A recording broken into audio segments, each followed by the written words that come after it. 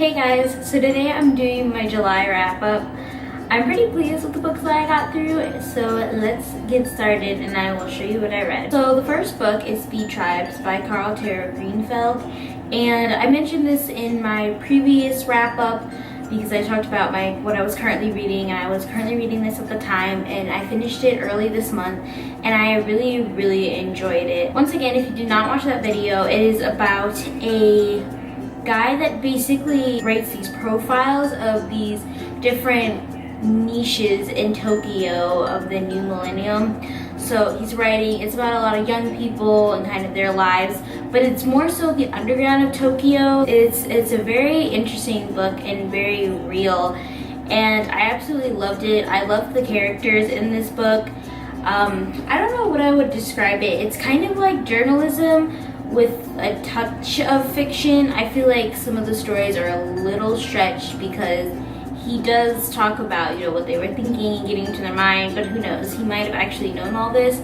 But they're really great characters, and I think if you really want to know anything about Tokyo or get down to like what really goes down in the underground, this is definitely a book worth checking out. So the next book I actually listened to, and that was Quiet by Susan Cain, and I was really excited to read this book. It had been on my to-read list for a really long time, and I found it on Audible, so I figured I had a few credits left, so why not pick that book and listen to it on my way to work.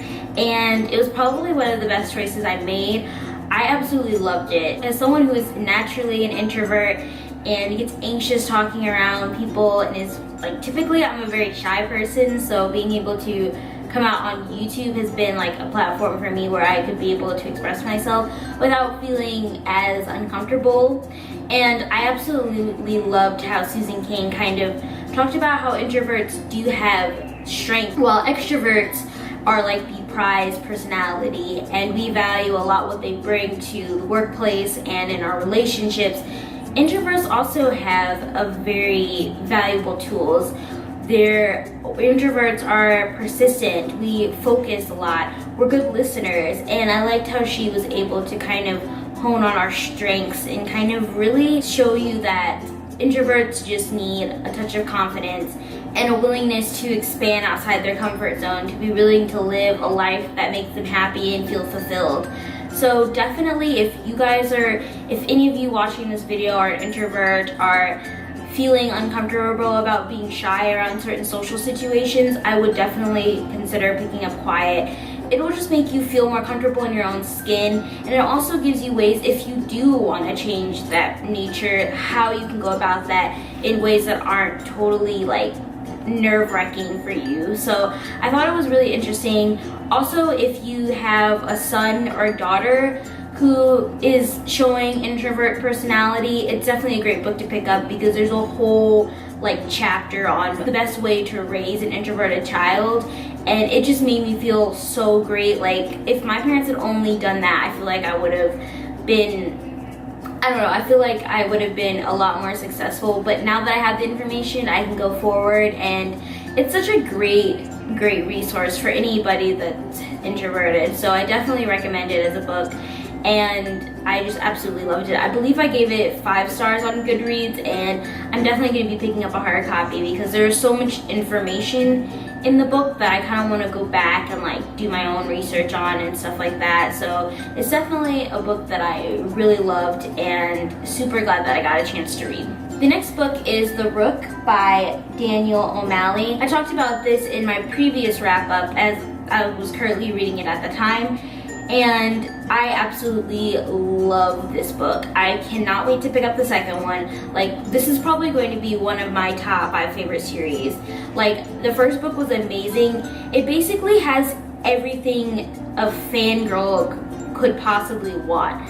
There's supernatural aspects, there's this secret service to it. The main character, Miffany, is super strong and passionate, and I love I just love her character and personality. I think it really did fit really well. She's kind of cheeky at some points, and there's also a little touch of humor that I like to this book where it's kind of making fun of all the different tropes that are kind of combined in this story.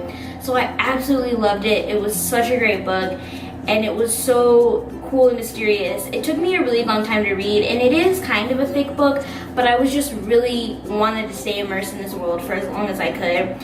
And if you have not read this book and you like anything that is remotely related to the supernatural, if you're a fan of Men in Black or Sherlock Holmes or any of those kind of investigation stories with a touch of like supernatural to it, I think this is a book that you should definitely check out if you have not already. It's fantastic and amazing. The writing is really beautiful, and it's just so descriptive, and I just loved how the pacing was slow, but not as slow like that it was boring. It was the perfect kind of pacing to really let you sink into the story and into the characters, and it was just super interesting. I obviously love this book and cannot wait to read the second one. So those are the books that I got through in the month of July, and now I'm going to talk about the books that I am currently reading, which I will probably get finished in August. And the first one is Resurgence by AJ Flower, and I was sent this book in return for an honest review, so I will be having a review up of this book when I finish on my channel very soon. And I have to say, first impressions, I'm really enjoying it. I'm about halfway through, and I just love it. I was hooked with this book basically because it talks about the main character is a strong female, and it takes place in Britain during the 1913s, and it basically follows this girl who has a love of flying planes. It kind of follows her adventures from there, and it's a really, really awesome book. I will definitely have a full review of this on my channel as soon as I get it finished. And the last book that I have started reading is Dark Matter by Blake Crouch, and this book is kind of very different. I'm still kind of in the beginning stages, so I don't know too much of what it's about, but it seems to take on like the scientist who gets kidnapped and then is in this other world, kind of like a parallel universe or something like that. I'm not entirely sure. I just kind of got into it and started it, but it just came out last week, and I will have a review up of that on my channel as soon as I finish it. It seems like it's going to be a really interesting read. I'm excited to continue with it. And yeah, let me know what you guys read this month, and if you've read any of these books, please let me know your opinions down below.